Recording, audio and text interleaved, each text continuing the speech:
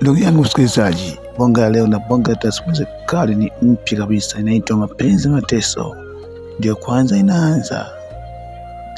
inaanza. Ndugu yangu msikilizaji, hii simulizi ni bonga ya simulizi ya huzuni na inatia huruma sana. Mara tunaona Michael yuko saa 2 ya usiku na marafiki zake pale kwa fundi cherehani au kwa kikaza chini akitulia, na huko stori nyingi bwana kidogo akapita binti mmoja mzuri kabisa, ana sura fulani nyololo kabisa, na huko akamuita dada Samani, na mkakaangu niambie please, naomba tunisubiri mara moja tena nawe. Huko akainuka Michael bila kusita akamfuata ile binti. Samani rafiki yangu, mimi naitwa Michael. Sijui wewe ni nani? Mimi naitwa Mariamu, sijui wewe. Kumbe Mariamu jina lako? Ndio, mimi naitwa Mariamu. Naishi mtaa pili tu hapo. Basi namba tu nyingine mbako ya simu na shida kidogo tuongee siku ya leo.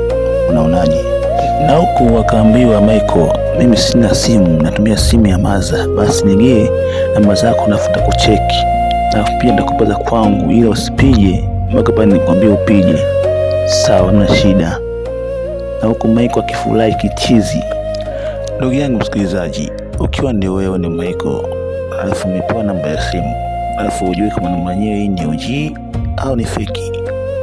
Siku akaamua kuipigia ile namba na kaambiwa asipige, lakini Michael ni mbishi sana, atakajua ni ya kweli au ni ya uongo. Akapiga siku ya kwanza, alipokea simu mtu wote. Siku ya pili akapiga tena, akapokea binti mzuri, sauti nyororo kabisa. Ni nani huyo?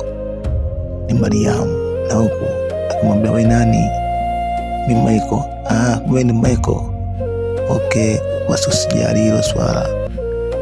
Niambie mzima? Mimi mzima, sijui wewe huko. Safi tu. Huko stori nyingi, huko Michael kifurahi zaidi. Ndugu yangu msikilizaji, kwa leo tuishi hapa, tuingie sehemu ya pili, manake itaendelea tena upya. Hii simulizi ni kali zaidi.